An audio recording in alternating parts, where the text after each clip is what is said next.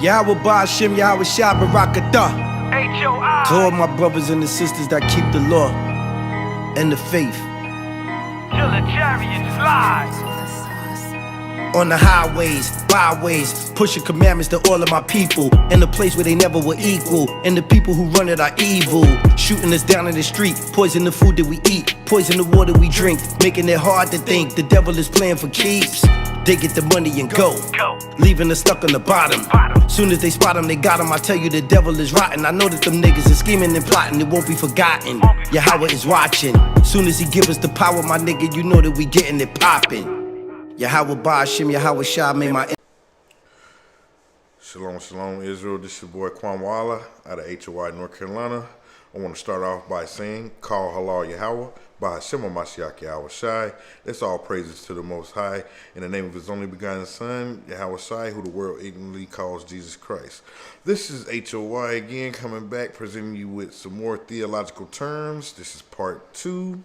And today we're going to be going into, once again, the Webster's Dictionary of Theological Terms by Donald K. McKim. You can look this book up and you'll find everything I'm bringing out in it.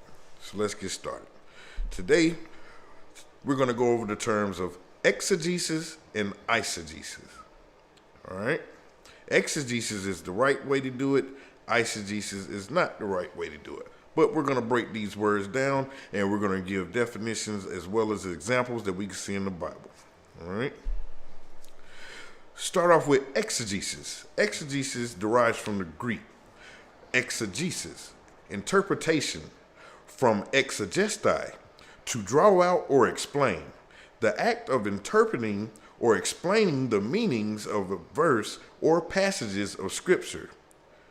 Now, all it's really saying is reading a verse and breaking it down into layman's terms. So let's get an example of that. The example we're going to use is in the book of Nehemiah, chapter 8, verse 8. So they read in the book of the law of God distinctly and gave the sense and caused them to understand the reading. So basically, when Nehemiah was reading out of the Torah, he was breaking down what he was reading just so the people can understand it. So he's going to relate it to them or say it in a fashion to where they can, it's very relatable and they'll understand it completely. All right. Now, the next word is eisegesis.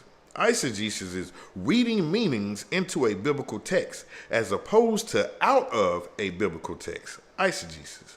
In other words, this is reading your own personal beliefs into the scriptures, even though it's not in there.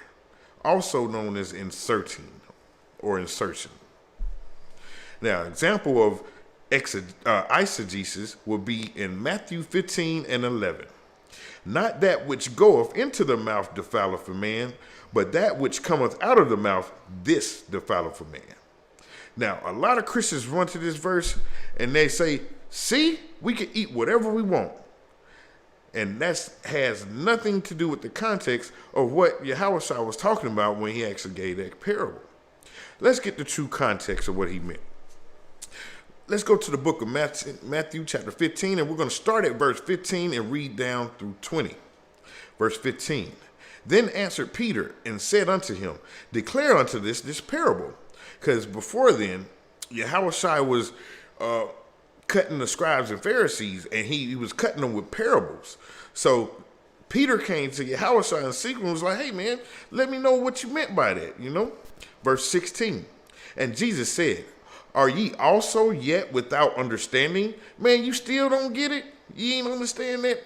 Verse 17, do not ye yet understand that whatsoever entereth in at the mouth goeth into the belly and is cast out into the drought? Verse 18, but those things which proceedeth out of the mouth come forth from the heart, which means the mind, and they defile the man. Verse 19, for out of the heart proceedeth evil thoughts. That's how you know when he's talking about the heart, it's talking about the mind, because the heart is just a muscle. It does not have thoughts at all. Murderers, adulterers, fornications, thefts, false witness, blasphemies.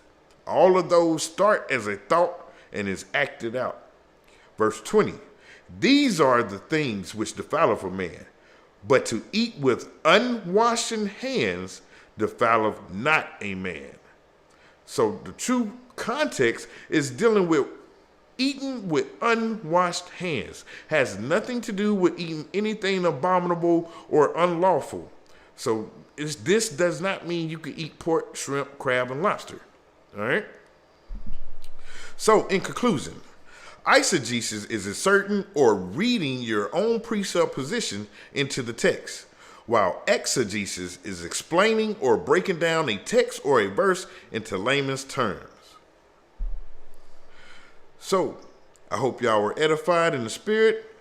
Don't forget to join H.O.I every Thursday night at 8:30 p.m. Eastern Standard Time for any Q&A or questions you may have. And once again, this is your brother Kwanwala, and I say shalom.